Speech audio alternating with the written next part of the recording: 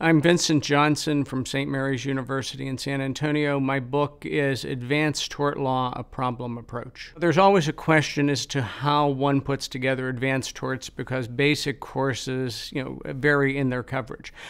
My book deals with 5 topics which are all very closely related. So misrepresentation, defamation, invasion of privacy, tortious interference, and injurious falsehood. The reason I package them together that way is they're sort of all beyond basic personal injury tort law. They are very much of interest to businesses, so these could be thought of as business torts. They've largely escaped tort reform, and so they are vibrant common law causes of action.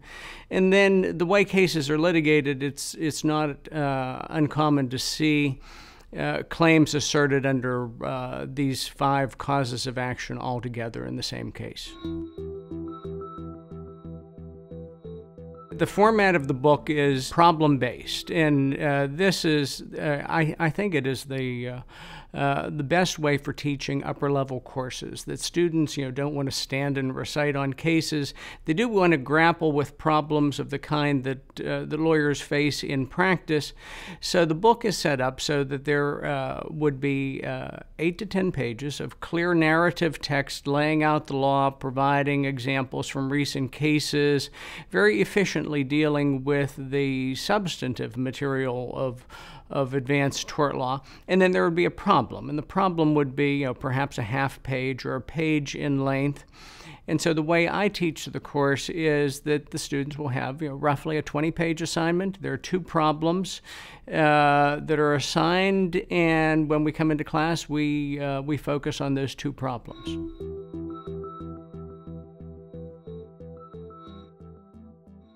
In some respects, the teacher's manuals are written for me. It is intended to get the professor up to speed as quickly as possible in advance of class. So it is written in a clear dialogue format. So question, answer. And what I do before going into class is that I read through the questions and answers in order to fill my head with the types of questions that I should be asking in a Socratic discussion with the students about the issues raised by the problem. The problems in the book are often based on real cases. In many instances, they have been changed in order to bring out additional teachable issues.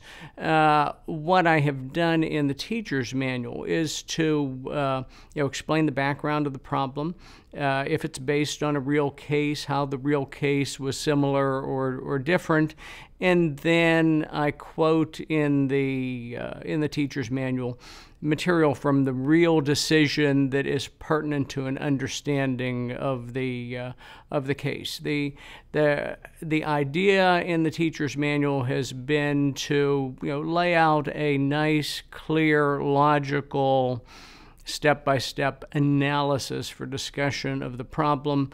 And the way I prepare for class is by very carefully reading the problem, and then very carefully reading the teacher's manual, and that is enough to get me ready for class.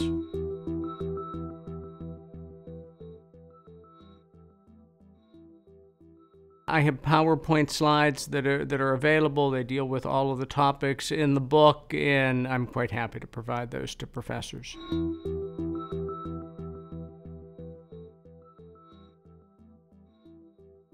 In the book, there are 56 discussion problems. The book is something like 450 pages in length.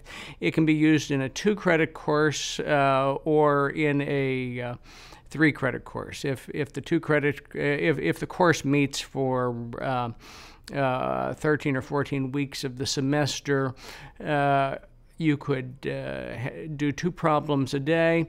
And it's quite easy to occupy 50 minutes of class time with those 2 problems, or 75 minutes. I think it differs in three main ways. One is it is cutting edge 21st century tort law. Some of the other books on the market have a much older feel, and the idea on this book was that students would feel like they were completely up to date, and so there are many references to things such as Facebook and anonymous blogging on the internet and everything that one hears of in the digital age. The second difference is that the entire book is organized under a problem format. There's just no other book like that. There is at least one other book that in some chapters has some problems, but other chapters have no problems, and so this is very much dedicated to the idea that analysis of the problems that lawyers see in practice is the way to educate students. And then the third big difference is that I'm the only author of the book, and so the book has a very coherent feel, a very much integrated treatment of the various topics, and it's not that sort of the voice changes from one chapter to the next.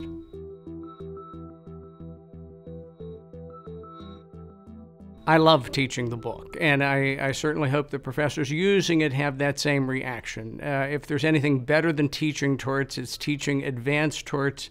I would be quite happy to discuss the book with anyone, to provide them with copies of exams that I've used that are now out in the public domain, and to provide other assistance that might be needed.